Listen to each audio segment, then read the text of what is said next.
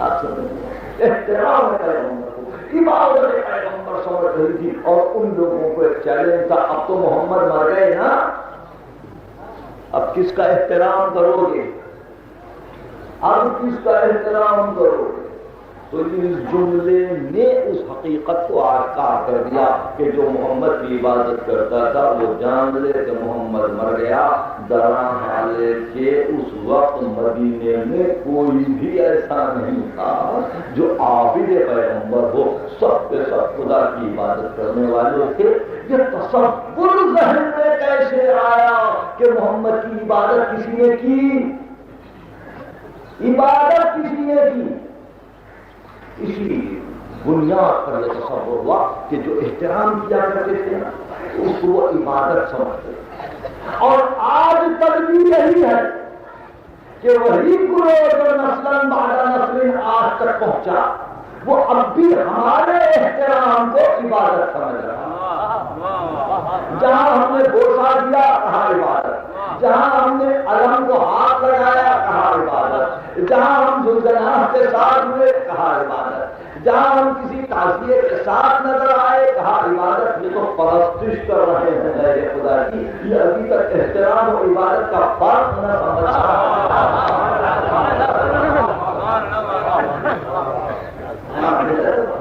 تو اس اعتبار سے قرآن مجید کی ان دو آیتوں پر آپ توجہ کریں. احترام پیغمبر لازم ہے، اور اگر مسلمان احترام نہ کرے تو کون کرے گا؟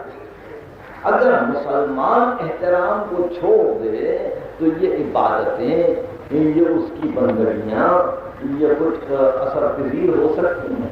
ایسے موقع پر اس مختصر سی تمہید کے بعد ایک عام قابل غور ہے، اور وہ یہ کہ حیدرآباد دکن کی یونیورسٹی اور جامعہ عثمانیہ کے ایک سپوت تھے ڈاکٹر حمید اللہ. ڈاکٹر حمید اللہ یہ مدراس کے رہنے والے ہیں اور بہت ہی خاص خلقت کے حامل ہیں. اپنی صورت اور شکل کے اعتبار سے بھی ایک خاص ان کی وجہ ہے جو بہت سونے ممتاز ہو سکتے ہیں اور پہچانے جا سکتے ہیں کہ یہی ہوں گے ڈاکٹر حمید اللہ. تو یہ حیدرآباد کے فال کے بعد یہ یورپ گئے اور اس کے بعد جرمنی گئے، کیونکہ جرمنی زبان ہی میں ان کا تھیسس تھا اور ڈاکٹریٹ کیا تھا، اس لیے ان کو جرمن یونیورسٹی نے پھر واپس بلا لیا. اب وہاں سے وہ کچھ اسلام و اسلامیات کے متعلق کام کر رہے ہیں، اور اسلام و اسلامیات کے متعلق جو کام انہوں نے شروع کیا تو پاکستان کے بعد ذمہ دار دولت مند بہت بڑے سرمایہ داروں لندن سے ایک ماہنامہ جاری کیا، اور اس ماہنامے کے لیے لکھنے والوں کی فہرست میں اور اہم لکھنے والوں کی فہرست میں ڈاکٹر حمید اللہ کا نام بھی شامل ہوا. ڈاکٹر حمید اللہ فطرتاً کوئی ذہین آدمی نہیں ہے، لیکن جیسا کہ عام ریسرچ اسکالرس ہوتے ہیں وہ تجدد پسند ہیں، یعنی کوئی نئی بات کہہ دیتے ہیں. آپ نے کوئی نئی بات، کوئی ایسی بات ہو جو تاریخ میں ہو، کوئی ایسی بات ہو کہ جس کا ذکر کسی تاریخ میں نہ ہو. اب ہمارے پاس 2 جلدوں میں تاریخ اسلام ابھی آئی ہے، اور میرے عزیز محمد اسلم گاہنگری نے نفیس اکیڈمی سے اس تاریخ کو شائع کیا ہے. تاریخ اسلام مسلمانوں کی تاریخ ہے اور بڑا اچھا ورک ہے، بہت صفائی کے ساتھ انہوں نے کام کیا ہے. ان کے اپنے نظریات پر ہم مستقل ہے وہ کتاب، لیکن مجھے شکایت نہیں. یہ تاریخ اردو میں ہے، مفصل تاریخ. اس کے علاوہ مسلمانوں میں یوں بھی تاریخ کی کمی نہیں ہے، مگر ریسرچ اسکالر اسی کو کہتے ہیں کہ جو اس بات کو نکالے، ایسی چیز کو ڈھونڈے کہ جو کسی تاریخ میں نہ ہے. تو ظاہر ہے کہ ایسی چیز جو کسی تاریخ میں نہ ملے وہ کسی ایک قدیم یا جدید معترض ہی کے کسی کتاب یا تصنیف میں میسر آئے گی کہ جس میں یہ دیکھ کر کے اس طرح سے بھی ایک اعتراض کیا جا سکتا ہے، اس طرح سے بھی ایک اعتراض کیا جا سکتا ہے، انہوں نے ایسی کسی تاریخ سے اس واقعے کو لے لیا۔ واقعہ ہے جناب رفاعت ماں کی شادی کا، ان کے عقد کا، ان کے نکاح کا حضرت خدیجہ سے۔ میں سمجھتا ہوں کہ جب احترام پیغمبر ہی نظر میں نہ ہو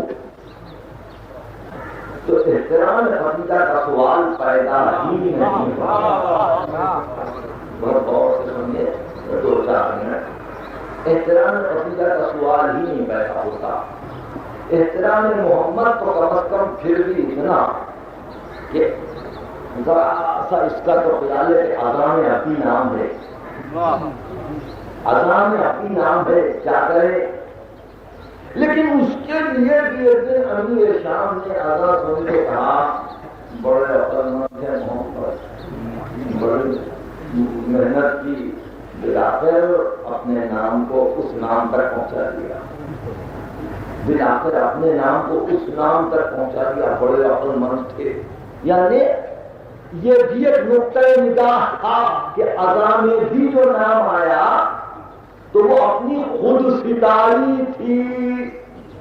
یہاں تک تو کہا مسلمانوں، تو جہاں احترام محمد نے وہاں احترام خدیجہ کیا ہے۔ اور پھر ایک اور وجہ ہے، خدیجہ کے تعلق سے، ان کی نسبت سے عدم احترام کی ایک اور بھی صورت ہے، اور وہ یہ ہے کہ خدیجہ ماں ہے اس بیٹی کی جس کی اولاد روئے زمین پر قیامت تک کے لیے ان کے دل و دماغ کے واسطے ایک ڈراؤنا اور ایک بھیانک خواب بنی ہوتی ہے۔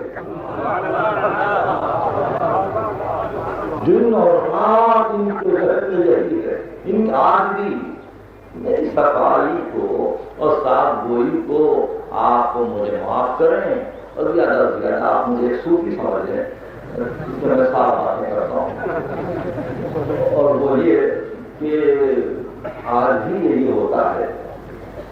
درخواست دی ملازمت کے لیے، سید ہے نا، سید ہے، اچھا پھر کر لیا،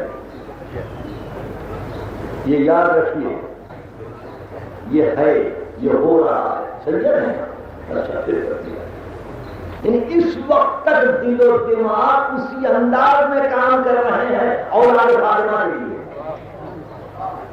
تو فاطمہ بیٹی خدیجہ، اور پھر وہ خدیجہ جو ان تمام بیویوں میں سے ایک ہے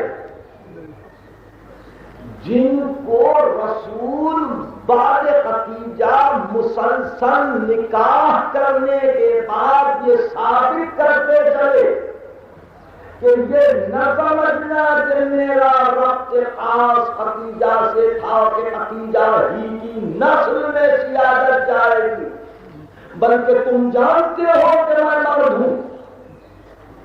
تمہاری روایتیں ہیں کہ 40 مردوں کی قوت اللہ نے مجھے دی تھی، تم نے روایت کی ہے کہ ایک ایک رات مختلف بیویوں کے پاس جاتے تھے، اس کے باوجود اللہ نے یہی چاہا کہ تم باندھ رہو اور خدیجہ صاحب اولاد ہو۔ تو اب ایسی صورت میں وہ قبائل جن کا دوسری بیویوں سے تعلق ہو، وہ احترام خدیجہ کا کیا خیال کرتے ہیں؟ درمیان میں ایک اور بھی صورت ہے، اور اسی صورت کی طرف اشارہ کر رہا ہوں کہ جن کا دن رات کا تعلق ہے، ایک اور کتاب ہمارے ہاتھ میں ہے، اور اس پر اس وقت بحث و نظر جاری ہے۔